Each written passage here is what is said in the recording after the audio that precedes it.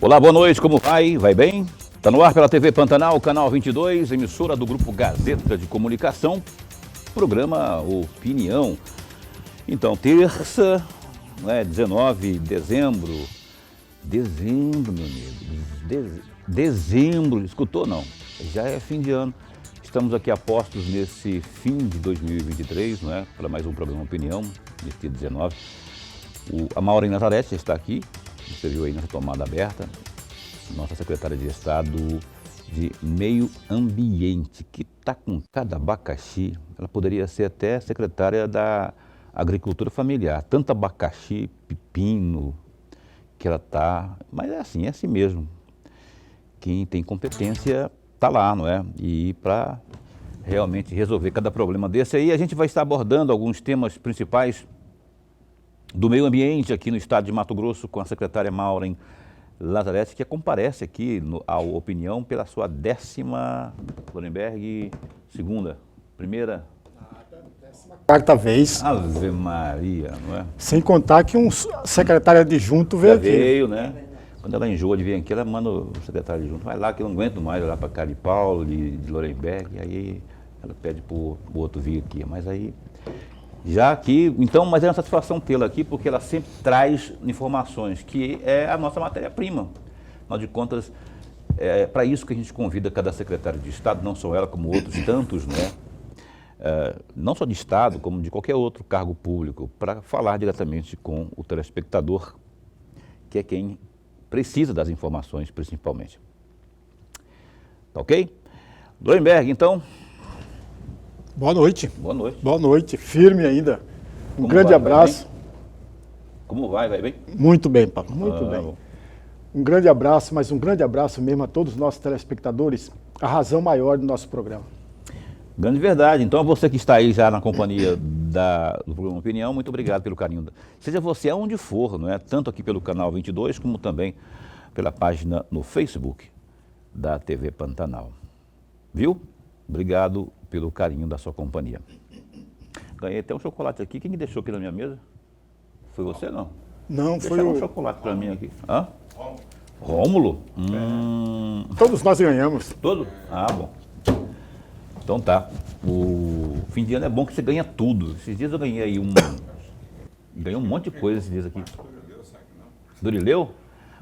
Aí, Dorileu, tô falando que você aqui mandou chocolate aqui pro Dorileu, será que você está começando? Bom, enfim, vamos deixar... Eu ganhei outro dia aqui, o que foi aquilo lá que nós ganhamos? Eu ganhei uns copos, umas térmicas aí, umas como é que fala? Umas agendas e tudo mais. Houve um tempo, tinha um deputado aqui no parlamento estadual que ele mandava uísque, Chivas, não é? Eu tinha um monte de Chivas lá em casa, lá. Só que agora mudou-se tudo, né? Não tem mais essa questão de... Eu também não bebo, aí para mim não faz a menor diferença. Maureen Nazareth, muito bom tê-la aqui. Obrigado de verdade por aceitar o convite, por fazer uma forcinha para que a nossa agenda tivesse uma conciliação, né? Porque eu sei que é corrido. Eu vou perguntar aquilo que eu julgo um problemaço que a gente, infelizmente, parece que é uma novela mexicana. Todo ano a gente tem que falar de queimadas no Pantanal. Esse ano parece que o negócio ficou assim meio... assustador, né? E eu queria dizer que você fizesse aqui uma explanação do que foi enfrentar isso mais uma vez, as dificuldades como um todo no Pantanal, especialmente quanto às queimadas. Boa noite. Boa noite, Paulo. Boa noite, professor Lorenberg. Boa noite a todos os telespectadores do programa Opinião. Eu estou meio rouquinha hoje. Estou percebendo. Vou falar mais devagar para a voz não falhar. É sempre uma grande alegria estar aqui no Opinião. De fato, esse final de ano foi muito mais intenso do que o normal. Então, isso dificultou um pouquinho a nossa agenda, mas é uma grande alegria estar aqui hoje. Obrigada pela pergunta. Acho que é sempre importante deixar o telespectador ciente da verdade dos fatos, né? Porque em todo momento de crise a gente acaba tendo um choque de informações muito grandes a respeito dos eventos. Nós tivemos novamente um ano atípico no que diz respeito às condições climáticas, e isso não só no estado de Mato Grosso, como em outros estados brasileiros, mas também em outros países do mundo. Estados Unidos, Canadá, Austrália e tantos outros tiveram eventos climáticos também intensos do efeito El Niño, condições de calor somadas às estiagens em grandes proporções que geraram esse efeito atípico aqui no Pantanal no mês de novembro. Então, eu sei que nesse mês houveram uma série de informações, todas aquelas preocupações, nós tivemos em torno de 20 dias muito difíceis no que diz respeito aos eventos que envolveram o fogo. Diferentemente de outros anos, a maciça maioria deles ligados a eventos naturais, né, efetivamente constatados pela equipe de bombeiros no Pantanal. Então, em anos anteriores, era muito recorrente me falar, mas o homem, né, o ser humano está causando os eventos de uso do fogo. No Pantanal, esse ano, nós tivemos os eventos causados com a somatória de raios e condições climáticas muito atípicas. Diferente também do que aconteceu em anos anteriores, nós tínhamos equipes preparadas para dar a resposta. O que ocorre é que no mês de novembro não se tinha a perspectiva da continuidade dos eventos, porque em nenhum ano anterior, tanto que se vocês buscarem os dados do INPE, historicamente, desde que se mede as condições de uso do fogo, registram-se dados em relação a isso, nós tivemos um mês de novembro com tantos focos de calor, somados ao efeito do El Niño e a todo o cenário que nós tivemos de raios, nós tivemos um evento acima do esperado para o mês de novembro em relação ao Pantanal. Mas como é que se mede o esperado? Para mim, eu lembro de que anos anteriores teve, sim, esses fenômenos aí, que você chama de eventos. Eu não sei se é proporção. Evidentemente que, pelo que está dizendo aí, parece que não, a proporção foi bem maior agora. Mas como que se mede essa proporção? Porque em uma semana nós tivemos mais de 3 mil focos de calor na região do Pantanal. Então, isso historicamente você não registra. Provocados naturalmente, que a gente chama? Assim, o início dos eventos foram por raios e, obviamente, que depois você tem a evolução desse fogo sendo de difícil controle, certo? Eu estive no Pantanal, nós tomamos as medidas adicionais, de adicionalidade do que já estava sendo aplicado, principalmente solicitando ao governo federal que reforçasse as suas estruturas, porque eles estavam aqui presentes, mas nós tivemos eventos importantes na RPPN federal e no Parque Nacional do Pantanal e no Parque Encontro das Águas. Então, essas 3 áreas estaduais e federais tinham eventos importantes, a equipe de Corpo de Bombeiros estava lá, o ICMBio e os brigadistas, mas como no mês de novembro, historicamente você não tem eventos dessa proporção, já havia uma desmobilização natural, porque nós tínhamos previsto o evento crítico até o final de outubro. Por isso que no início de novembro nós prorrogamos o período proibitivo e decretamos uma emergência adicional solicitando esse reforço. Eu estou errado se eu falar que o governo subestimou essas ocasiões que, pelo andar da carruagem, aquecimento global e um monte de coisa acontecendo de ordem climática aí, não deveria ter uma atenção assim, poxa, espera aí. Por exemplo, 2024, imagino eu que vocês já vão estar mais atentos, né? Chegar em dezembro, chegar em outubro, vamos esticar esse negócio aí até, né, vou começar as chuvas. Veja, nós fizemos isso. O governo federal talvez só agiu quando nós chamamos, né? Nós, assim, de uma forma um pouco mais expressiva, porque se precisava de um decreto.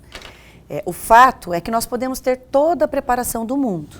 Assim como estados, países como o Canadá, os Estados Unidos, têm estruturas dezenas de vezes melhores que as brasileiras. E tiveram mais de 170 mortos, entende? A resposta, ela não é só aparelhamento do Estado.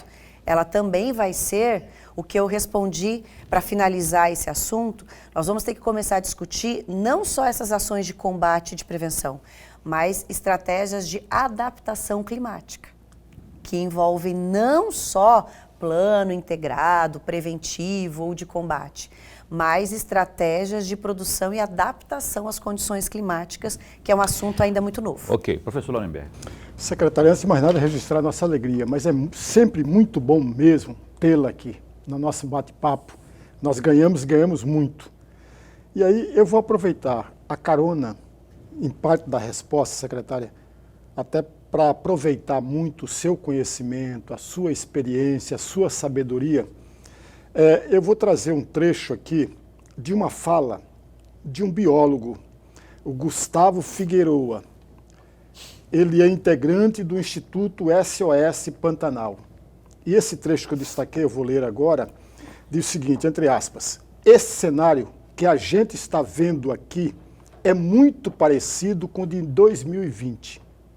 Isso significa que o que tem sido feito de planejamento, de respostas por parte do poder público, com certeza não é o suficiente para evitar que esse cenário se repita para os próximos anos. Fecham aspas. E aí eu tenho duas perguntinhas, secretária, muito mais um pedido de reflexão sobre esse trecho, porque trata de alguém envolvido com a situação toda. Na primeira questão, na opinião da senhora, o biólogo Gustavo Figueroa tem ou não tem razão neste particular? E se não tem ou se tem, por quê? A segunda questão, diante do que se viu, que todos nós vimos no Pantanal, com o estrago do fogo, pode-se dizer que houve declínio de ação fiscalizadora ou não?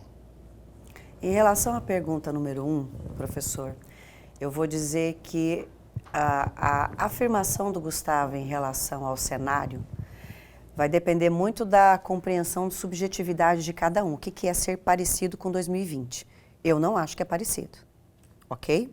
Em relação aos eventos. Nós estamos falando que em 2020 nós tivemos mais de 46% do Pantanal matogrossense atingido por fogo. Nós chegamos a 10% em 2023. Então, nós estamos falando de um cenário absolutamente atípico. Eu vou fazer só uma pergunta para o senhor. O senhor, como cidadão, antes de responder, eu vou lhe fazer. A sensação que o senhor teve em relação às queimadas como cidadão em 2023 foi igual a 2020? Não. Então, o senhor me respondeu. Então, não é a mesma coisa, não é o mesmo cenário, isso a gente fala tanto em números quanto em dados científicos. No entanto, uma advertência, uma reflexão que ele faz, eu acho que é legítima, certo? Até quando nós vamos ver eventos de fogo acontecendo? No Pantanal, na Amazônia, em outros biomas. É como eu disse no começo, esse evento não é ação humana, então não é questão de fiscalização, professor, nesse caso. Os eventos mais importantes aconteceram por raio. Então o evento iniciou-se com um raio. E outro evento aconteceu com um acidente na hora do combate ao incêndio. Então nós estamos falando de que não é a fiscalização em si o grande causador. Nós temos situações distintas e o que precisa ser feito pela sociedade? Não é só a fiscalização do poder público e não é só o aparelhamento do poder público, porque nós temos que compreender que o poder público em si, ele é responsável pelas áreas públicas prioritariamente, as áreas privadas são responsáveis dos particulares. Então nós vamos ter que criar um mecanismo, eu volto a dizer, de adaptação às mudanças do clima, que envolva a forma como nós vamos lidar com o campo, com as unidades de conservação, regras ou práticas que nós antes até questionávamos, como o próprio uso do fogo preventivo, né? O uso de retardantes, nós vamos ter que começar a pensar em outras estratégias para que os efeitos do fogo sejam minimizados. Porque eu volto a repetir, uma simples pesquisa vai mostrar que países desenvolvidos que investem milhões proporcionalmente em escala muito maior, continuam tendo eventos de fogo, porque nós estamos num país tropical. Certo? E onde você tem essa condição climática, você tem um risco de fogo. Não é só investimento. Se nós concentrarmos a solução apenas em investimento e aparelhamento do Estado e não numa reflexão maior que isso, nós vamos continuar tendo eventos dessa mesma natureza recorrentemente e vamos sempre fazer a mesma pergunta. Segunda pergunta que ele fez? Não é a fiscalização, porque o evento desse ano eu respondi. Ele tem características diferentes de anos anteriores. Mas, Maureen, eu fico pensando, menino, porque se não for investimento o problema, essa questão cultural que você falou aí, essa questão de reeducação que você falou, não, Não, adaptação. adaptação. Esse processo de adaptação aí não é coisa rápida para se fazer, né? Tem todo um trabalho que, ainda mais numa região tão, assim, como o Pantanal, tão, né, inóspita que eu queria dizer, mas tão esparsa, tão espalhada, não é? Enfim, como é que faz isso? Nós temos que começar a fazer. Inclusive com a percepção de que devemos investir em pesquisa de espécies que sejam resilientes ao fogo, resistentes ao fogo.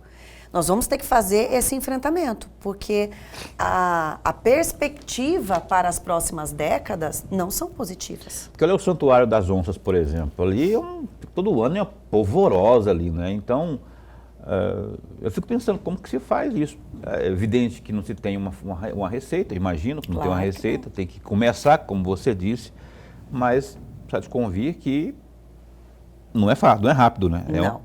O que nós temos feito da parte do poder público, do governo do estado, é todo ano incorporar o plano integrado de combate aos incêndios florestais, ações preventivas e repressivas que vão na evolução dessas estratégias, melhorando as condições de resposta.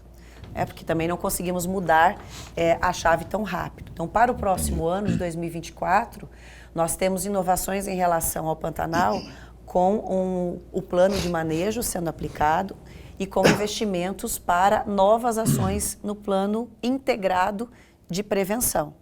Mas nós podemos executar todas essas ações e ainda assim termos eventos, que podem ser menores, como foram nos anos de 2022 e 2021, certo? Mas eles vão acontecer. Pois bem, olha só, a gente continua aqui com a Maureen Lazzaretti, secretária de Estado de Meio Ambiente, só que daqui a pouco, após o intervalo comercial, antes eu quero só dar um recado para você que está indo às compras, não é, natalinas. Porque tem aí, rapaz, não sei se você sabe, mas tem aí o Natal premiado CDL, tem prêmios à UFA, acompanhe.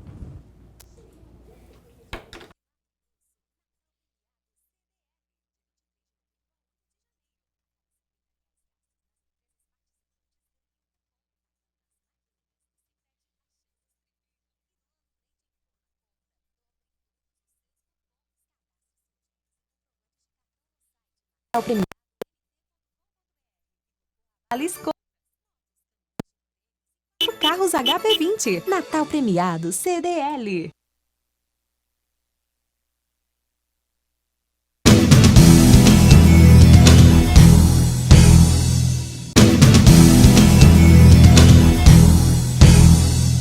Caiu meu papel aqui, Lorenberg, por favor, pega, porque eu tenho que ler agora, sabe? Porque senão aquela lá fica brava comigo, quando eu não leio. É o GD, Gazeta Digital, www.gazetadigital.com.br.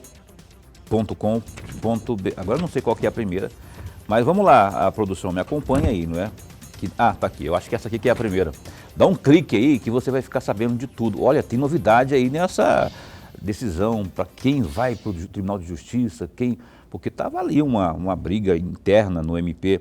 O atual coordenador do Núcleo de Ações de Competências Originárias, o NACO, o promotor de justiça, o Marcos Regenoldi, foi escolhido desembargador do Tribunal de Justiça na tarde desta terça, dia 19. Ele era o favorito entre os nomes indicados pelo Ministério Público Estadual para o cargo no Judiciário. Também estavam na lista tríplice do Ministério Público o promotor de justiça Wesley Sanches Lacerda, que teve 29 votos dos que foram colocados lá, né?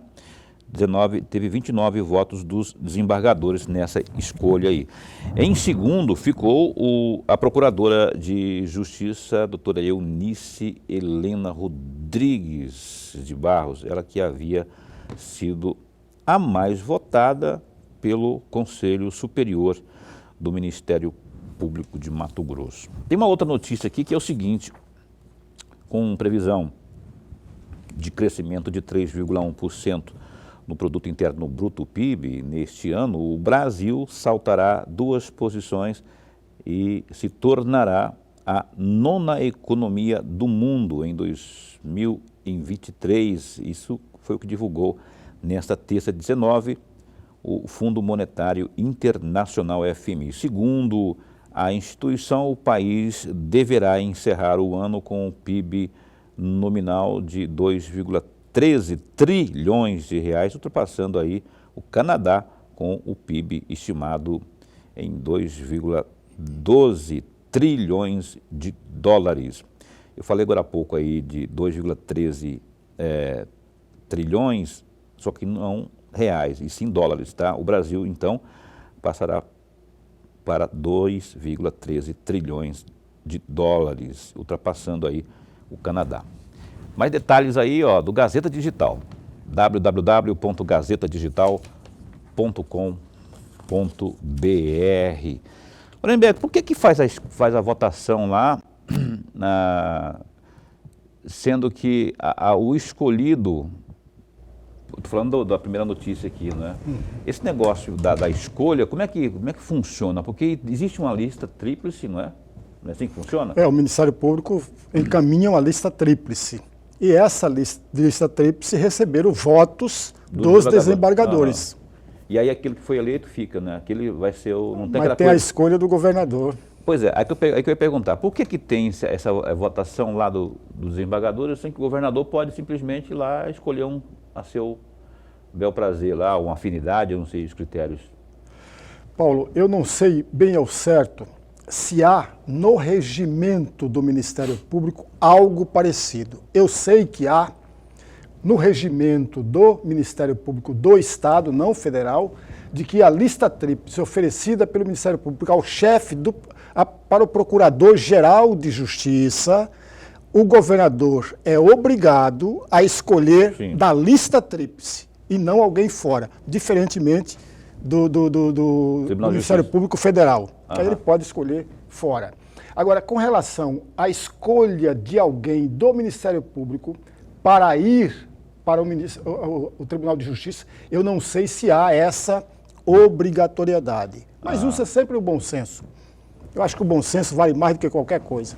Mais um do 5º Constitucional. Ali eu falei ontem à tarde ainda com o Reginaldo. Porque teve me perdoe, Paulo, teve uma integrante do Ministério Público que recebeu 8 votos do Tribunal de Justiça. Se a escolha é livre do governador, poderia escolher alguém que obteve 8 votos e não alguém que teve 29 votos. Tá aí, portanto, parabéns aí ao Reginaldo, falei com ele ontem por telefone sobre essa disputa acirrada ali, não é? Mas o fato é que houve a definição hoje. Parabéns então aí ao doutor Reginaldo, que estava lá no NACO. A gente retoma aqui a nossa conversa desta. Eu quero mandar aqui um alô, antes de seguirmos com a nossa querida... Eu gosto de entrevistar a Maureen, que ela vem aqui, ela traz informações. Olha, tem aqui uma... Eu quero mandar um beijo carinhoso nesse momento para pequena Charlotte Marité. A Charlotte é uma menina, uma graça de garotinha, não é? Ela está hoje fazendo 6 aninhos. Ela é a filha da nossa master, a Marielle, não é? Encontro com ela de vez em quando aqui, aquele sorriso maroto. A Charlotte, ela é fã mirim aqui do programa Opinião. Ela fica observando lá que ela não concorda, ela fica assim, já, né, me dá bronca no dia seguinte. Por que você não apertou mais aquela secretária e tal? Então, a Charlotte está fazendo aniversário, viu? Estou, então, mandando aqui para você um grande beijo meu, do Lorenberg, de toda a turma do programa Opinião, para você, viu, Charlotte? Que Deus, o zeloso protetor, esteja sempre com você, por onde você for, iluminando o seu sorriso, te tornando cada vez mais inteligente, mais bonita. Isso é amor de criança e de pessoa que você é, não é? Então, parabéns para você, viu? E continue acompanhando aqui o programa Opinião. E sempre que eu errar, o Lorenberg errar, puxe nossas orelhas aqui, porque a gente tem que fazer o negócio certinho, né?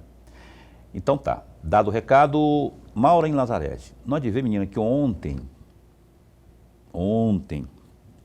também conhecido como segunda-feira, esteve aqui, sentadinha aí onde Vossa Excelência está, a promotora de justiça Ana Peterlini. E ela deu umas cutucadinhas, viu?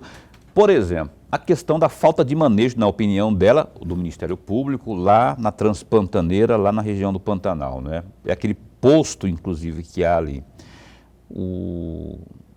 deixou, segundo ela, o poder público estadual deixou de estar atento para que aquilo lá funcionasse, já que ali é o corredor principal, né, Transpantaneira, turismo e outras questões mais. E aí eu queria, não ia deixar passar sem dar uma cutucadinha. Eu falei para ela, falei, amanhã quem vai estar aqui é a Maureen, que vai ficar brava com você. Mas eu queria que você falasse sobre essa questão do manejo lá e, enfim, a atenção, né, que o Ministério Público sempre tem chamado aí do governo do Estado. Pois é, assim, eu tenho respondido também a doutora sempre que ela faz essas perguntas, porque às vezes eu me pergunto quem pauta essas perguntas ou essas colocações ao Ministério Público, né? Porque eu acho que talvez eles não tenham ido ao Pantanal.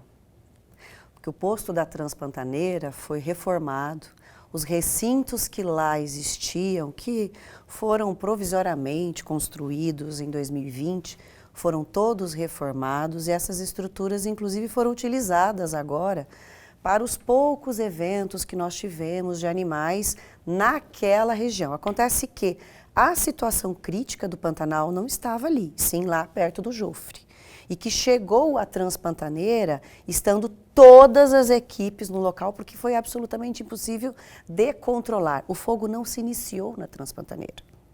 Então não existe, assim, é talvez uma desinformação e uma falácia dizer que o fogo ocorreu na Transpantaneira. Nós não tivemos evento na Transpantaneira. As equipes monitoram a fauna, as equipes de fauna estiveram a todo momento fazendo esse acompanhamento, inclusive do trabalho que as ONGs lá estavam realizando. Então eu acho que é um pouco de desinformação que ocorre ao Ministério Público. Quem pauta, leva as informações, está desinformado. E sempre que o Ministério Público solicita, nós demonstramos e comprovamos. Recentemente, inclusive, em relação à fauna, nós esclarecemos ao Ministério Público todos esses dados e talvez valha a pena uma visitinha lá no posto da Transpantaneira para ver como ficou a reforma. Esse delay aí é de quanto tempo? Você fala assim, ó, não sei quanto tempo que eles não vão lá, porque lá não está do jeito que estão reclamando aí não. Desde quando que isso já foi resolvido, não é? Porque essa reclamação, ela vem de algum tempo. Você está falando que agora pode estar havendo um erro de informação, né? Não, estou sendo objetiva e clara.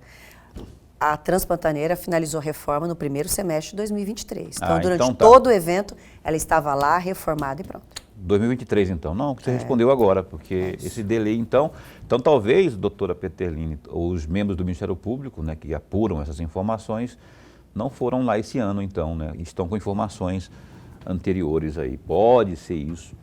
Professor. Secretária, tem um trecho de uma matéria que eu encontrei no site da Assembleia Legislativa, numa reunião que a senhora esteve lá na Frente Parlamentar Agropecuária da Assembleia Legislativa, em outubro desse ano. E aí eu destaquei um trecho que eu gostaria muito de um comentário da senhora.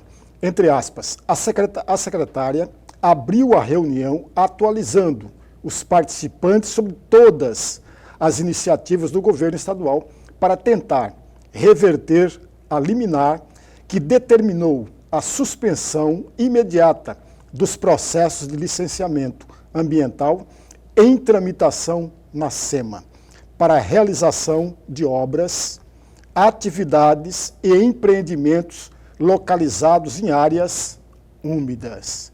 E aí, secretária, eu vou pedir à senhora que comente a respeito desta liminar muito rapidamente, evidentemente, e da importância de se quebrar, ou se derrubar, melhor dizendo, derrubar a liminar, para que possa acelerar o processo de licenciamento. Professor, obrigada pela pergunta. Durante muitos anos, o poder público era questionado por não regulamentar as regras do licenciamento em áreas úmidas, né? Isso é uma obrigação que está lá na lei complementar, no Código Estadual do Estado.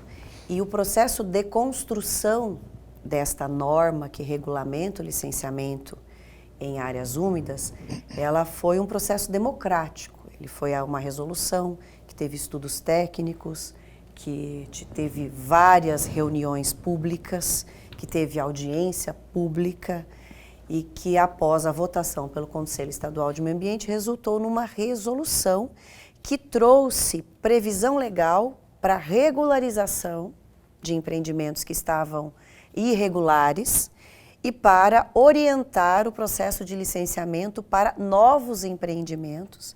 E o ponto talvez mais delicado seja quando é necessário fazer a drenagem dessas áreas, em que o Estado foi na exigência máxima da lei, que é exigir EIA-RIMA, né? Mesmo que o empreendimento seja de pequeno porte, pequeno empreendimento, quando tiver drenagem, ele vai ter que ter um EIA-RIMA.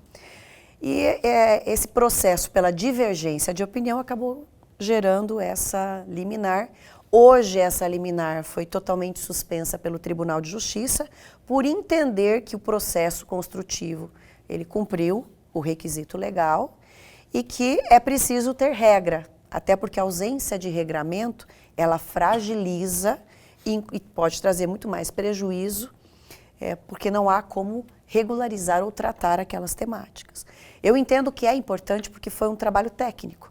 As divergências técnicas, elas devem ser tratadas no âmbito técnico, mas simplesmente retirar do mundo jurídico aquela resolução não traz para o meio ambiente uma solução assertiva. Então, hoje, a fase em que nós estamos fazendo estudos adicionais, sempre com o objetivo de melhorar os dados científicos que geram as regras, né? O tipo de exigência que nós vamos adotar para empreendimentos em áreas úmidas.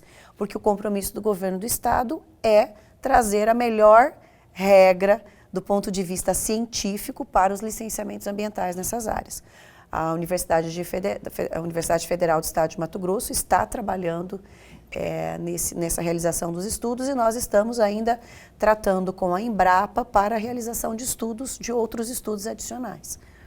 Mas nós entendemos que a decisão do tribunal foi acertada em suspender a liminar, porque ela retirava do mundo jurídico uma norma que foi por muitos anos esperada.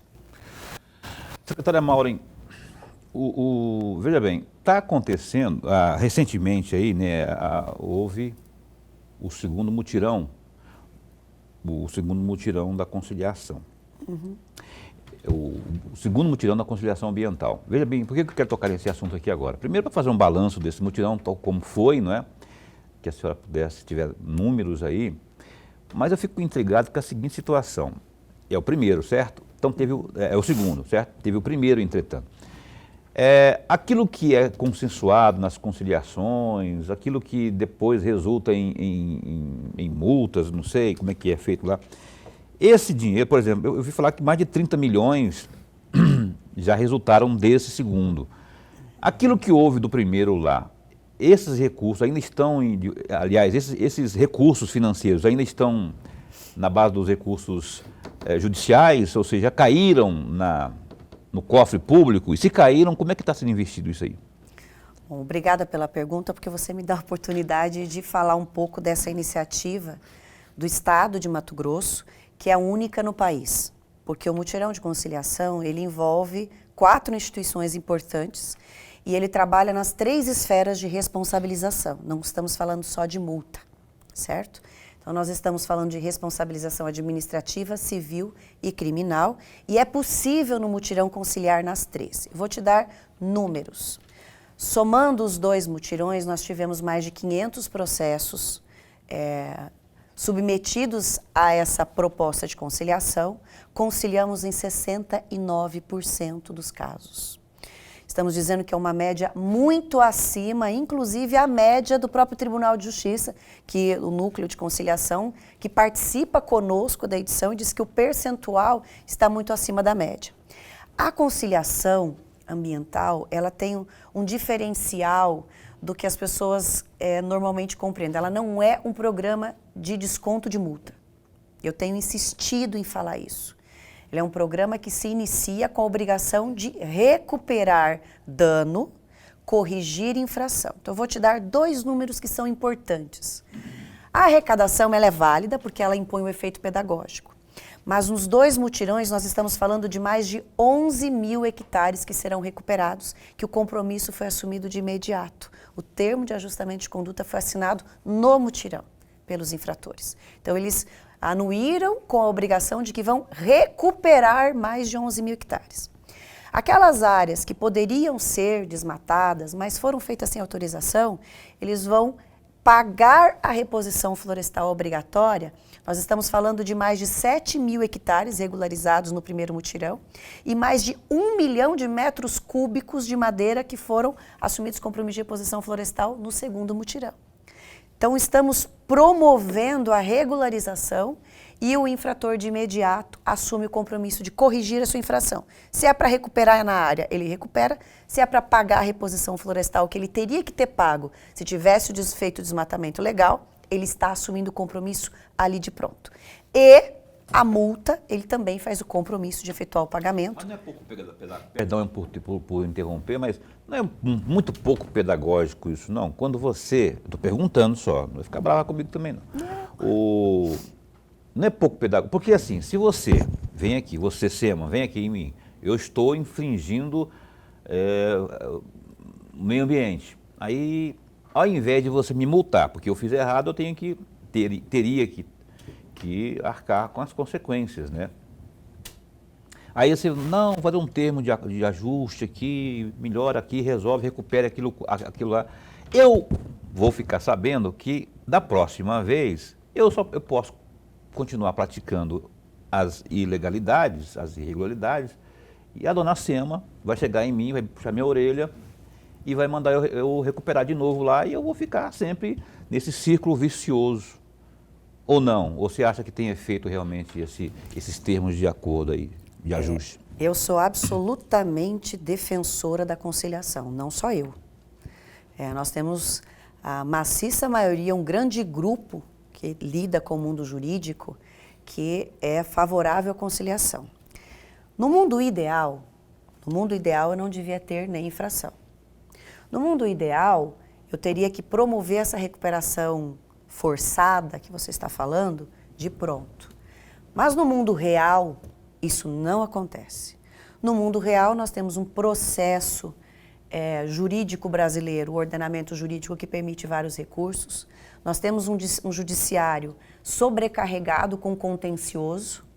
Então, se você imaginar que uma multa, um ilícito, ele vai gerar 3 processos, no mínimo, civil, administrativo e um criminal. Olha quanto esforço do Estado. Aí os dados que eu vou lhe dar, os dados gerais. A maior parte dos crimes ambientais, a maior parte, são crimes de menor potencial ofensivo. Eles prescrevem antes de conseguir se transformar num processo criminal. Uhum. As ações civis públicas, elas demoram anos para conseguir um efeito imediato. E, num passado não muito distante, as multas administrativas prescreviam. Nós estamos falando que a conciliação hoje, ela pode trazer uma solução imediata, rápida, para o meio ambiente, num espaço menor de tempo. Ela não soluciona tudo. E mais, não é que a SEMA vá lá e puxa a orelha dele e ele pode fazer de novo e não vai ser penalizado. Já sai no termo de ajustamento de conduta que se ele incidir numa nova infração, a multa dele vai ser dobrada ou triplicada e ele não poderá ter benefícios de devolução de bens apreendidos. Então não é assim tão simples. Agora, para fechar, um último dado. Nós arrecadamos nesses 2 mutirões, em compromissos de ajustamento de conduta, só a parte administrativa, 12 milhões no primeiro, 22 milhões no segundo. Então estamos falando aí de 34 milhões de reais nesses 2 mutirões. Não entraram no caixa, porque muitos deles são parcelados, né? Então eles vão ser pagos durante o ano de 2023 e 2024. Entendi. Certo? Mas eu tenho compromisso assinado, senão ele é uma execução direta, diferente se fosse um outro instrumento. Entendi. Mas esses 32 milhões representam 34 milhões representam quase 3 vezes o que eu arrecadei no ano inteiro de 2022, que foi o melhor ano de arrecadação, essa arrecadação só de SEMA.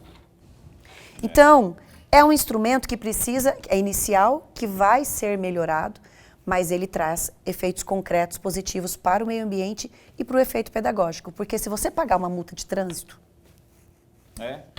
dói no seu bolso. Com certeza. Então você vai pensar duas vezes. E se souber que ela vai triplicar, quadruplicar e que você não vai Sim. ter os mesmos benefícios, Aí, não... o efeito pedagógico é isso. Verdade. Tá vendo como é que é bom a gente perguntar? Porque aí agora está falando que não. Se reincidir, nego, aí o negócio fica mais complicado ainda. Intervalo comercial, a gente volta no instante só.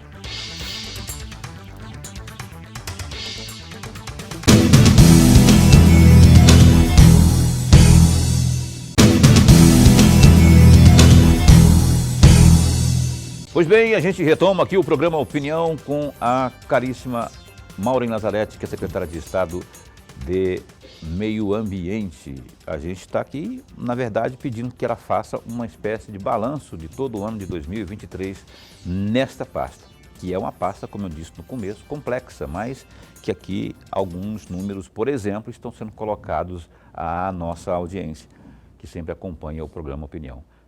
Professor Lorenberg, por favor, abra o bloco de perguntas. Secretária, vamos falar um pouquinho sobre os parques estaduais?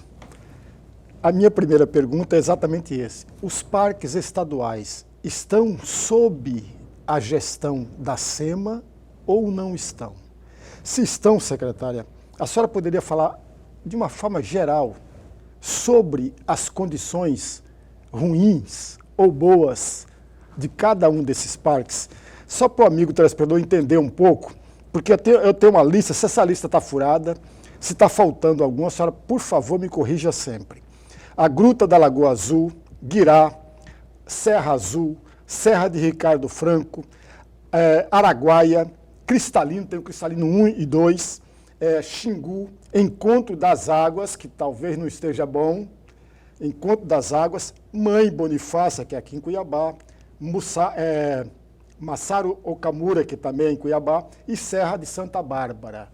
Quais são as condições reais, secretária, de uma forma rápida, cada um desses parques? Eu queria que fosse rápido mesmo, porque é o último bloco. Professor, eu vou tentar simplificar, porque eu não vou conseguir falar de cada um deles, tá? Eu vou tentar fazer uma resposta geral.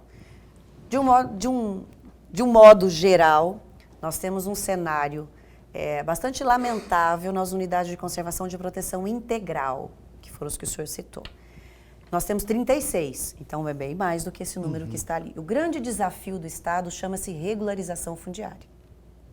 A implantação das unidades de conservação de proteção integral, para que ela seja efetiva, nós precisamos fazer a indenização e retirar os proprietários das áreas.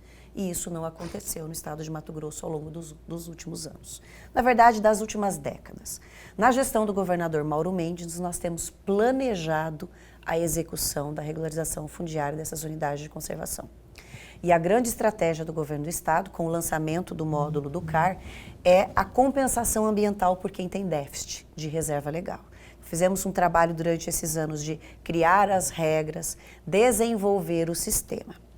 Porque se isso não ocorrer, se nós não indenizarmos, eu não consigo efetivamente implantar a unidade de conservação, porque eu vou sempre ter o obstáculo de que eu tenho propriedades privadas que eu não posso retirar da unidade de conservação sem a justa indenização.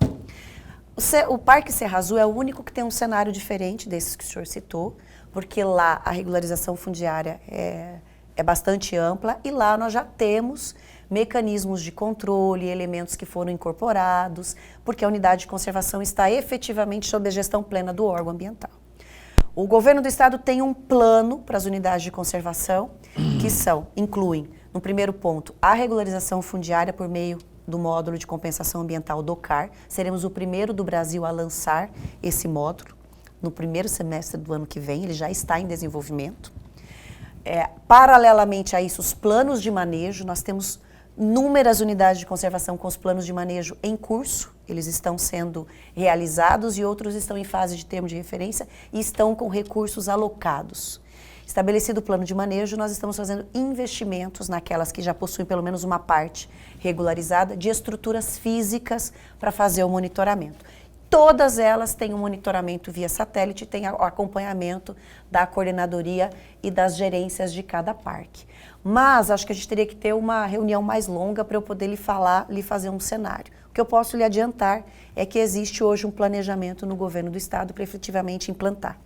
Gruta da Lagoa Azul tem um plano, nós conseguimos fazer a cessão por parte do governo federal, porque lá a gruta ela estava dentro de um assentamento do INCRA e ela é um bem da União. Fizemos esse ajuste com os órgãos federais e hoje nós já estamos no projeto para o ordenamento e uso da Gruta da Lagoa Azul. Então, uma boa notícia. Mirante da Chapada está em fase de detalhamento do projeto de ordenamento e uso, porque lá está vedado a utilização, porque tem processo erosivo importante, já estamos em fase de implementação. E o nosso saudoso Morro de Santo Antônio também está em fase já de projeto para ordenamento das trilhas. Eu teria vários outros, mas acho que esses 3 são mais do coração do Baixada Cuiabana. Eu gostaria que você dissesse também alguma coisa sobre o período defeso, essa apreensão que já foi registrada até esse momento, pelo menos nos primeiros meses, como que está isso hoje, o acompanhamento? Bom, as equipes estão em campo, nós estamos no período de defesa, estamos falando de mais de R$136 mil em multas decorrentes das fiscalizações, foram mais de 850 fiscalizações a veículos, 56 redes apreendidas, 26 tarrafas, 3 pessoas sendo conduzidas para a delegacia, entre tantas outras apreensões de petrechos e bens que foram utilizados de forma irregular com o uso da pesca.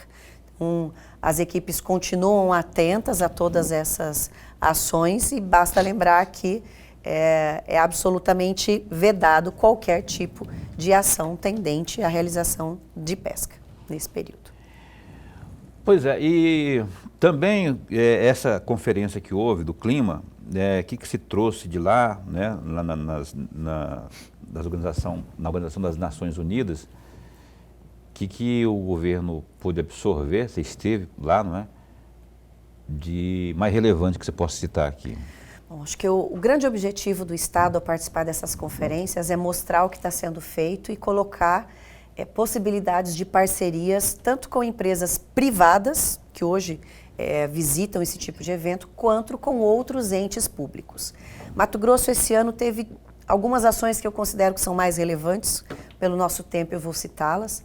Nós lançamos na COP a norma, juntamente com a Associação Brasileira de Normas Técnicas, a ABNT, da cadeia de custódia e rastreabilidade do manejo, então uma norma brasileira que traz as regras, e no mesmo evento, Mato Grosso mostrou o sistema de rastreabilidade da madeira, que foi lançado em 2023, que já está de acordo com a norma, porque nós ajudamos a construir a norma. Então isso é uma inovação que tem como objetivo fortalecer o manejo florestal como estratégia para a geração de renda a partir da floresta. E porque no eixo do carbono neutro, o programa do Estado de Mato Grosso, ele tende a contribuir com a redução de 16% das nossas emissões só com a realização do manejo. Também fizemos a habilitação do Estado num stand de Art Trees para negociação de carbono. O governo de Singapura fez um contato com o Estado de Mato Grosso porque eles querem fazer compra de crédito de carbono e o Mato Grosso, por ter se habilitado, ele está consistente para isso, entre outras inúmeras reuniões com empreendimentos e governos voltados a mostrar o trabalho de Mato Grosso na agenda de conservação, mas também segurança alimentar.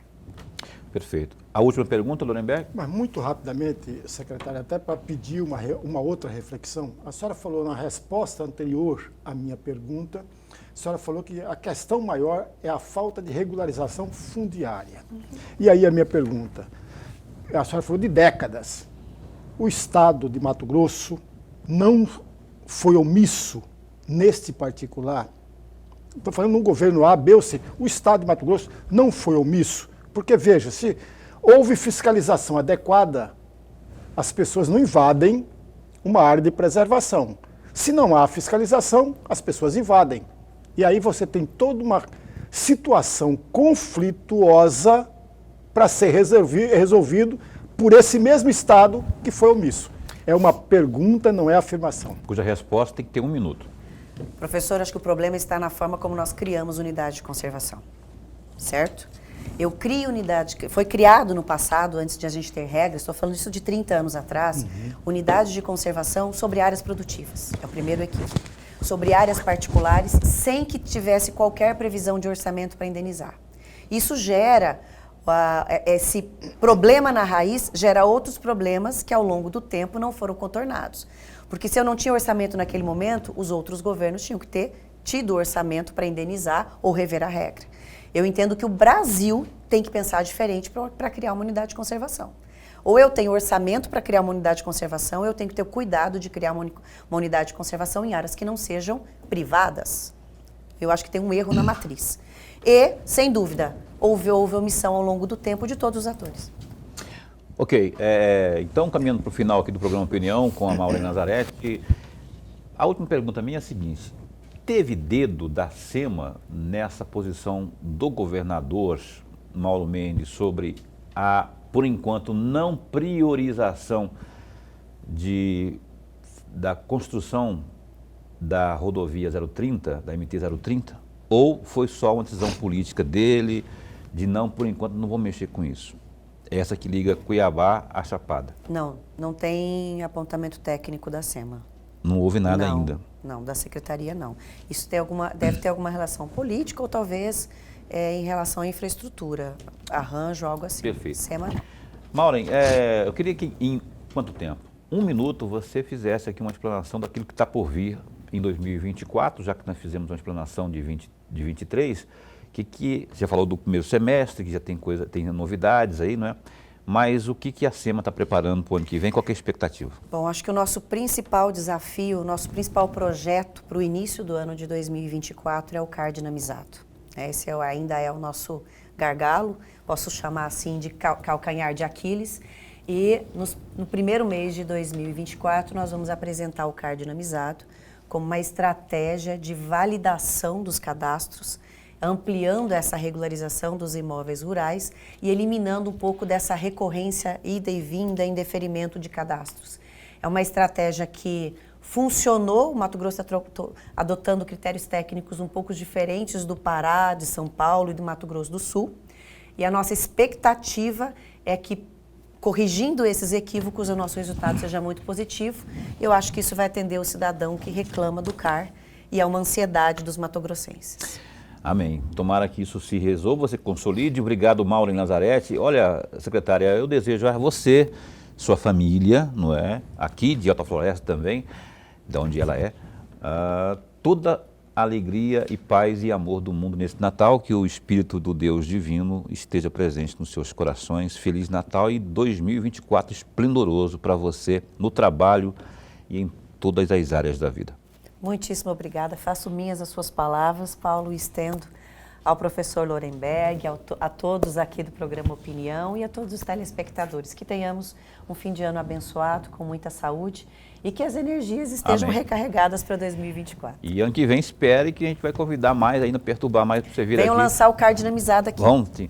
Renata, obrigado, viu? Assessora de imprensa, obrigado pela força também aí no nosso roteiro. Renata, grande jornalista, nossa parceira.